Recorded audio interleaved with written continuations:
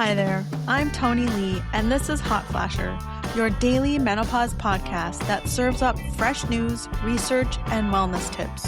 I've built a daily news pipeline to find the latest on women's health and menopause research. Allow me to introduce my co-host Nikki, who handles the headlines. Take it away, Nikki. Title: Hair Loss, Hot Flash Breakthroughs, and the ADHD Connection. Description: New research on estrogen for hair loss, a promising non-hormonal hot flash treatment, and why ADHD diagnoses are rising in menopausal women. Script. Thanks, Tony. We've got some fascinating research to dig into today. First up, there's new data on something I know many of you are dealing with: hair loss during menopause. A systematic review just published looks specifically at whether estrogen therapy can help with menopausal hair loss. And honestly, this is one of those areas where we've had a lot of anecdotal evidence, but not enough solid research to really know what works. The review, led by researcher Farkas and published in PubMed, pulled together multiple studies to see what the evidence actually shows about using estrogen therapy specifically for hair loss in menopausal women. Now, we know that declining estrogen levels during menopause can absolutely affect hair. It can make it thinner, more brittle, and change the growth cycle. But whether replacing that estrogen actually reverses hair loss has been less clear. What's interesting about this systematic review is that it's specifically looking at hair outcomes, not just general menopause symptoms. Too often, hair loss gets treated as a side note when we talk about hormone therapy benefits. But for many women, watching their hair thin or fall out is one of the most distressing parts of menopause. It affects how you see yourself, how you feel about your appearance, your confidence. The review found that estrogen therapy does show promise for menopausal hair loss, though the researchers emphasize that individual responses vary quite a bit. Some women in the studies saw significant improvement in hair thickness and growth, while others saw modest changes. The key seems to be starting treatment before hair loss becomes severe and understanding that hair regrowth is a slow process. We're talking months, not weeks. One important note: this research looked at systemic estrogen therapy, not topical treatments you might see marketed specifically for hair. And as always, any hormone therapy decision needs to be made with your healthcare provider, weighing your individual risk factors and health history.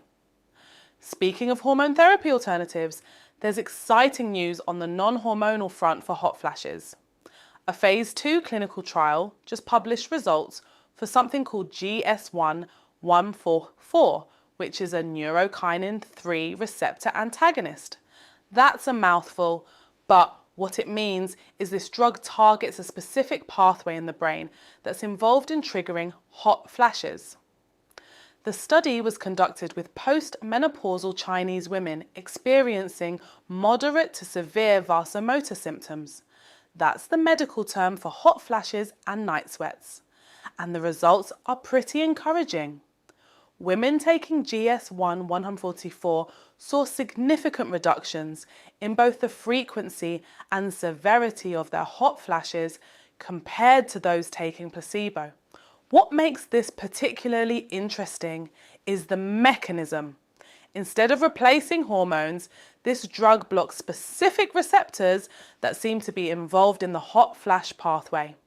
Neurokinin 3 receptors are found in areas of the brain that help regulate body temperature. So blocking them appears to help stabilize that thermostat that goes haywire during menopause. The safety profile looked good in this trial, with side effects similar to placebo. Now, this is still phase 2 research, so we're not talking about something you can get prescribed tomorrow, but it represents a potentially important new category of non-hormonal treatments for women who can't or don't want to use hormone therapy. I find this research particularly promising because it's targeting the underlying mechanism of hot flashes rather than just trying to manage symptoms after they occur. We already have some non-hormonal options like gabapentin or certain antidepressants, but they often come with side effects that can be tough to tolerate. Having more targeted options could be a real game changer for treatment. Now, shifting gears to something that might surprise you. There's been a notable increase in ADHD diagnoses among menopausal women, and experts are starting to pay attention to what this might mean.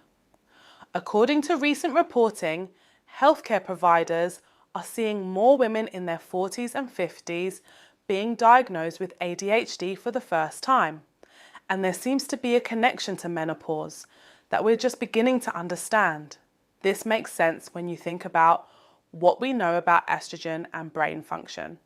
Estrogen affects neurotransmitters like dopamine and norepinephrine, which are the same chemicals that are dysregulated in ADHD.